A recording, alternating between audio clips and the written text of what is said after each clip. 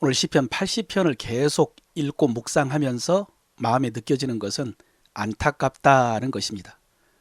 마치 성도 중에 하나님께서 복 주실 때 하나님을 바로 섬기지 못하다가 하나님께로부터 징계를 받아서 모든 것을 다 잃은 다음에 비로소 하나님 앞에 나와서 용서를 구하고 다시 일으켜달라고 애원하는 성도의 기도를 듣는 것 같은 느낌을 받았습니다.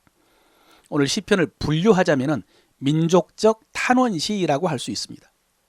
2절에 에브라임과 베냐민과 므낫세 앞에서 주의 능력을 나타내사 우리를 구원하러 오소서 이렇게 기도합니다.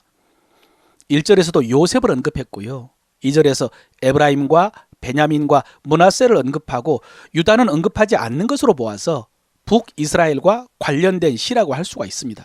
유대인들의 성경인 70인역에는 이 시의 표제에 아수르에 관하여 라는 표제가 붙어 있는 것으로 보아서 북이스라엘이 아수르에게 멸망했을 때 남유다로 피해온 경건한 백성들이 속죄일에 하나님 앞에 나가서 기도할 때 불렀던 노래라고 생각이 됩니다.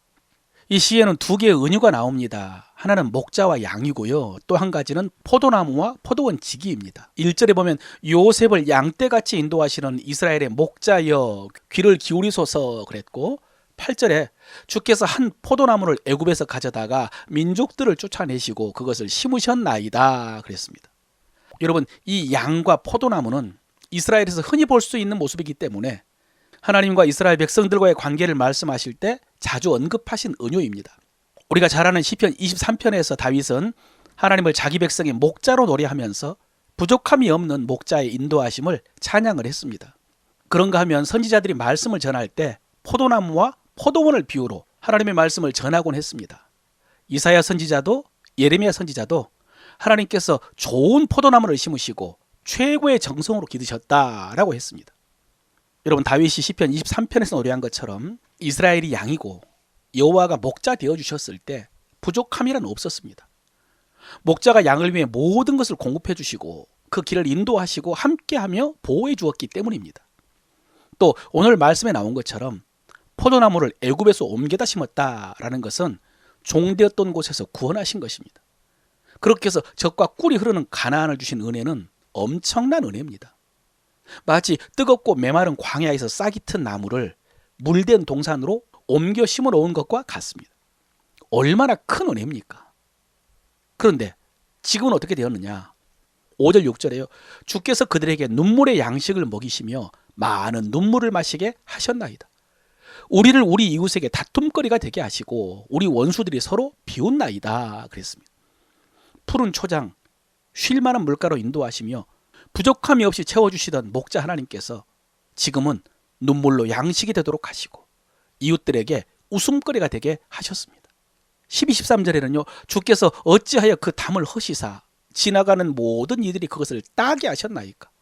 숲속의 멧돼지들이 상해하며 들짐승들이 먹나이다 그랬습니다.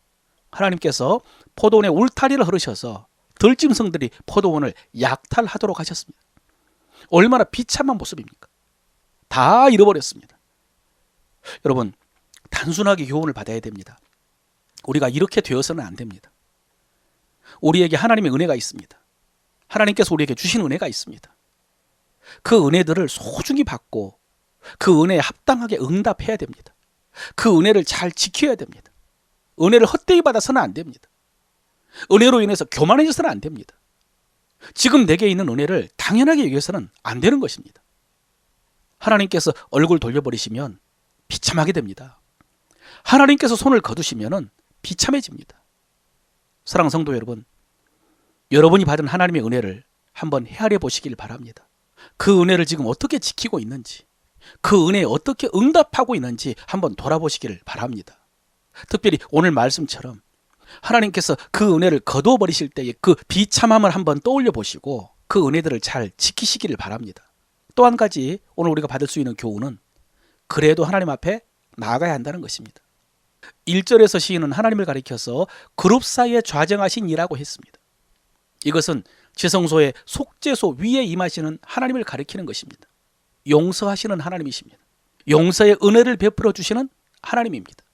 여러분, 호세아 선지자가 우리에게 가르쳐준 진리가 있습니다.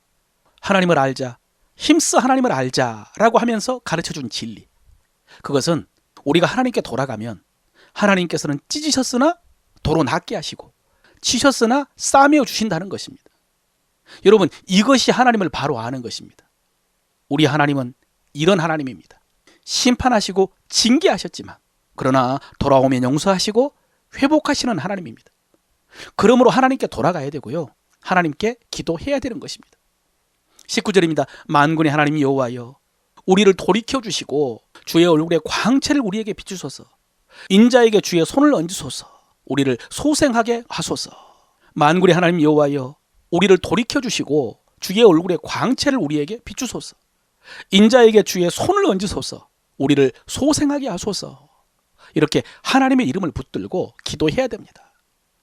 사랑하는 성도 여러분, 어린 자식들은 엄마에게 매를 맞아도 엄마 품으로 달려가야 하는 것처럼 언제나 무슨 일을 당하더라도 하나님의 품을 기억하시고요. 하나님의 품으로 달려가는 여러분 되시기를 바랍니다.